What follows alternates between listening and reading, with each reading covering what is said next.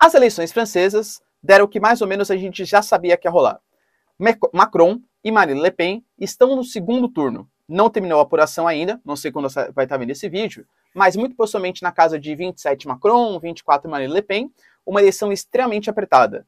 Para vocês terem uma noção, nas últimas eleições foi 66% Macron, 34% Marine Le Pen. Essa diferença caiu muito e o segundo turno pode ter uma reviravolta sim, tá? O que significa a vitória da Marine Le Pen ou a vitória do Macron? Vamos ver no vídeo. Além disso, Kiev, a Ucrânia como um todo, já avisa que mais de 1.200 corpos foram encontrados na região de Kiev e a Rússia alega que movimentos de bandeira falsa podem fazer com que o mundo ocidental faça uma intervenção na Ucrânia. Vamos discutir um pouco mais isso no vídeo. Trump deu uma declaração e, aliás, vem aumentando o tom nas últimas semanas. Falou já que o Biden era o pior presidente da história e agora falou: estaremos de volta em 2024. Vocês querem que eu volte? E a população, claro, pró-Trump, aclamou bastante ele naquele momento. E também Imran Khan, que é o primeiro-ministro do Paquistão, está expulso do país. Não expulso do país, né, mas ele foi deposto pelo parlamento, porque, segundo ele, existe um conluio, inclusive da própria oposição, que não gosta dos seus posicionamentos pró-Rússia. Ou seja, há algum tipo de investimento estrangeiro financiado pelos americanos ou pela OTAN para a derrubada de governos aliados à Rússia. Será que de fato isso existe? Se vocês querem entender um pouco mais sobre esses assuntos, e muito mais também sobre geografia, geopolítica, atualidades, política, polêmicas, enfim, tudo para você se manter sempre bem atualizado, já se inscreve no canal, deixa seu like e compartilha esse vídeo, que eu, professor Ricardo, conto muito com a sua ajuda, beleza? Link para o curso completo de Geografia, Geopolítica e Atualidades para você pré-vestibulando, concurseiro ou até mesmo interessado na descrição, tá? É baratinho, aulas semanais, mensais, enfim, tudo para você se manter sempre bem atualizado. Tamo junto? Então bora lá pro vídeo, ó. Primeiro sobre as eleições francesas. É fato, a gente tinha 5 candidatos que eram os mais favoritos aí para as eleições, mas a Marine Le Pen e o Macron despontavam como os reais favoritos. A gente tem que ter a importância dessas eleições, tanto para a França como para a União Europeia. Para a União Europeia por uma questão muito importante. A grande liderança da União Europeia, até pelos posicionamentos econômicos, enfim, era a Alemanha. E a Alemanha tinha uma governante, ficou 16 anos no poder, que foi Angela Merkel, vista como uma real democrata para grande parte da União Europeia, pelo menos até o momento. Hoje, ela está sofrendo um pouco de críticas, inclusive do Zelensky, porque ela fez uma política bastante importante de aproximação com a Rússia. Construção de gasodutos, aumentou a importação de combustíveis fósseis. Para vocês terem uma noção, os dados hoje indicam que por dia a União Europeia dá €500 bilhão só na importação de gás e petróleo frente à Rússia. Ou seja, a dependência aumentou bastante e grande parte da culpa disso foi da Angela Merkel. Mas se situando essa questão mais geopolítica contemporânea, a Merkel era vista como uma grande negociadora, como uma grande liderança. Nesse momento, há um vácuo de poder. O Olaf Scholz, atual primeiro-ministro, claro, ainda não conseguiu fazer sombra ao que já foi a Angela Merkel, né? E o Macron, ele tentou pegar essa posição. Até tem aquela fatídica foto, né, do Putin e do Macron fazendo uma reunião, um em cada lado da mesa, parecia que era uma guerra fria ali, né? Um em cada ponta da mesa. O Macron, ele está tentando negociar com o Putin, com o Zelensky, ele está tentando tomar a liderança da União Europeia, até porque ele acredita que a União Europeia em si é uma coisa muito boa. Essa eleição entre Marine Le Pen e Macron, ela é muito assim, entre os jovens progressistas mais de centro-esquerda da França, que acham a Marine Le Pen xenófoba, não posso nem falar aqui no YouTube, né, as outras coisas e tal, mas associam a uma extrema-direita, porque ela já teve posições bastante fortes em relação aos imigrantes islâmicos, à presença da União Europeia, ao repasse de verbas que a França faz para a União Europeia, e inclusive, num passado já defendeu que a França deveria sair da União Europeia. Nesse momento, ela não defende mais isso, pelo menos não falou durante a campanha. Então, a Marine Le Pen, ela fala que hoje o Macron, ele não escuta mais os anseios populares. A gente não pode esquecer que a França é um país que tem muitos refugiados. E como sempre, né, situação de crise econômica, desigualdade social, para quem que vai a culpa? É dos refugiados. Para vocês terem uma noção, ano passado, militares da reserva mandaram uma carta anônima falando que se fosse da vontade do parlamento, do exército e tal, eles entrariam em uma guerra civil contra os muçulmanos da França. Então você tem na periferia, por exemplo, muitos refugiados, muitos imigrantes ilegais, inclusive, e existe esse clima de tensão, esse choque de civilizações, digamos assim, na França. E aí a Marine Le Pen, para essa população ainda geralmente, né, um pouco mais conservadora, anti-imigração, nacionalista, etc., vê o Macron como um governante fraco, um governante que deixa entrar imigrantes, que é a favor da União Europeia, que não questiona o espaço Schengen, que não é um governante patriota, que não é um governante nacionalista, que é um cara que não defende os interesses da França. E a Marine Le Pen, ela consegue angariar bastante esse voto. Então a gente pode dividir, né? O Macron, apoio dos jovens mais progressistas, e a Marine Le Pen, apoio geralmente de uma classe média mais conservadora, ou até, né, enfim, alguns casos reacionários. Obviamente não todos, tá? Mas obviamente existem sim xenófobos na França, e eles vão apoiar a Marine Le Pen. Só que nos últimos anos, na última eleição, o discurso dela estava muito mais radical. Dessa vez não. Ela deixou o radicalismo para um outro candidato e tentou se aproximar um pouco mais dessa galera de centro. Ou seja, tentar mostrar que ela não é mais aquela que já foi no passado, etc. tal, e que ela é mais ponderada agora. Ela é mais nacionalista, fala que o Macron não atende aos anseios, mas que ela vai ser uma representante forte, uma posição forte da França, nacionalista, tá? O Macron, durante os 4 anos, ele teve algumas medidas bastante polêmicas. Cara, logo no começo, por exemplo, do seu governo, já teve a crise dos coletes amarelos, que faz bem noção ao que foi o governo Macron.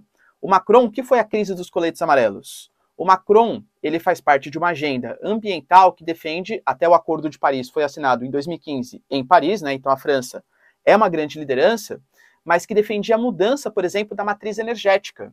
Então, deixar de ter, por exemplo, carros com motores a combustão.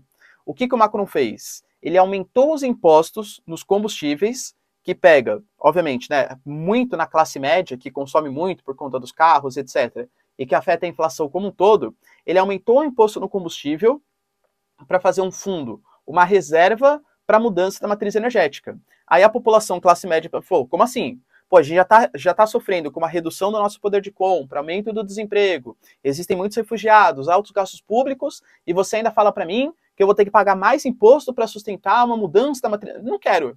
E aí as pessoas, elas pegaram os coletes amarelos dos seus carros, colete amarelo na França é um item de segurança, sei lá, você bateu o seu carro à noite, aí você vai sair do carro, ao invés de você sair sem nada, você coloca um colete amarelo, e aí fica muito mais chamativo. A chance de você ser atropelado é muito menor, né? Então eles pegaram os coletes amarelos e saíram às ruas para fazer manifestações contra esse aumento do preço dos impostos. Percebe? Então o Macron ele tem muito isso, de aumentar os impostos para fazer justiça social. É um Estado mais interventor. E ele conta muito com o apoio dos jovens mais progressistas para conseguir a sua reeleição, e quem acredita que a Marine Le Pen ainda é aquela candidata de extrema-direita que foi, por exemplo, nas últimas eleições. Fato é que vai ser muito disputado. As pesquisas indicam 51% para o Macron, 49% para Marine Le Pen. Se você fosse votar hoje na França, e quem você votaria? Marine Le Pen? Declarações polêmicas ela já deu ao longo da história.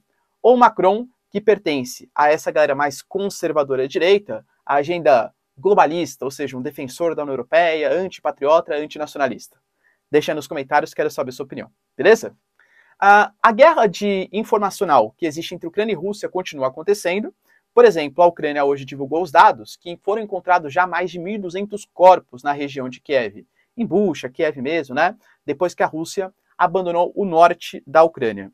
A Rússia, nesse momento, está centrando as suas atenções um pouco mais para o leste, porque muito possivelmente a guerra vai se focar naquela região, nesse momento.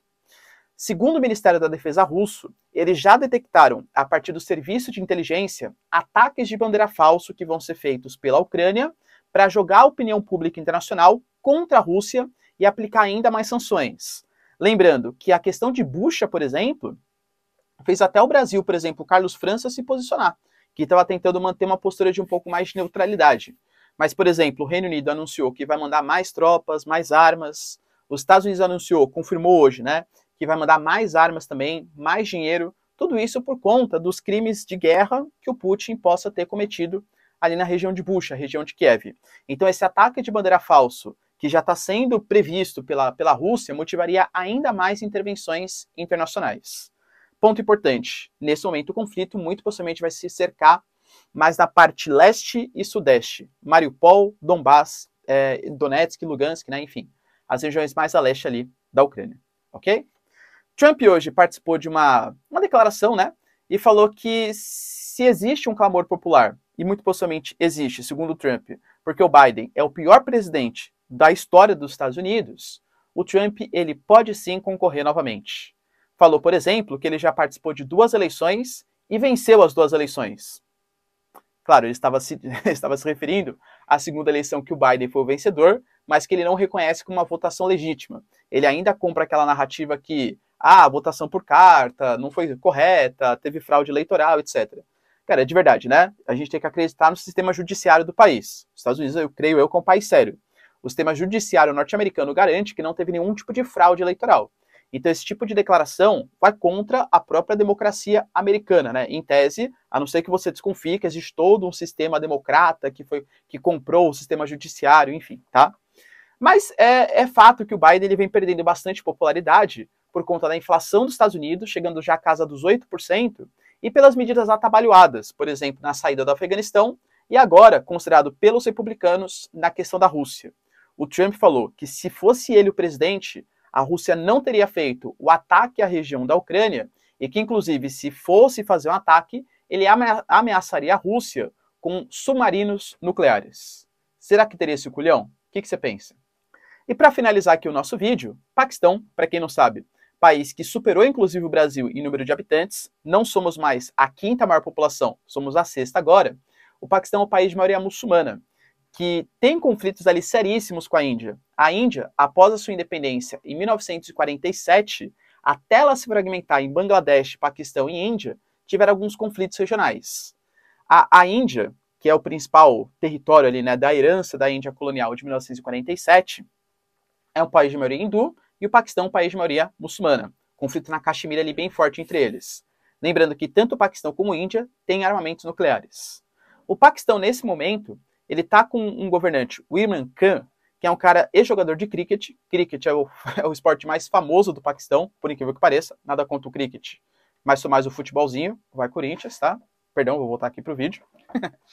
E o Imran Khan, ele vem tendo posturas bastante próximas à Rússia, aliadas à Rússia e à China principalmente.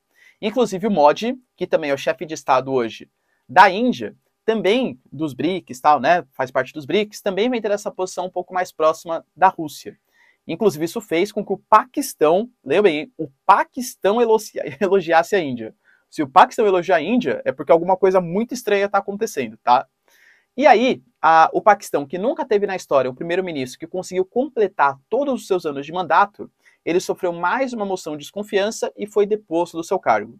Segundo a oposição, porque existem casos de corrupção envolvendo o primeiro-ministro, o Paquistão, infelizmente, é mais um dos países em que existe uma corrupção intrínseca ali ao governo, não que a gente saiba exatamente o que é isso, né?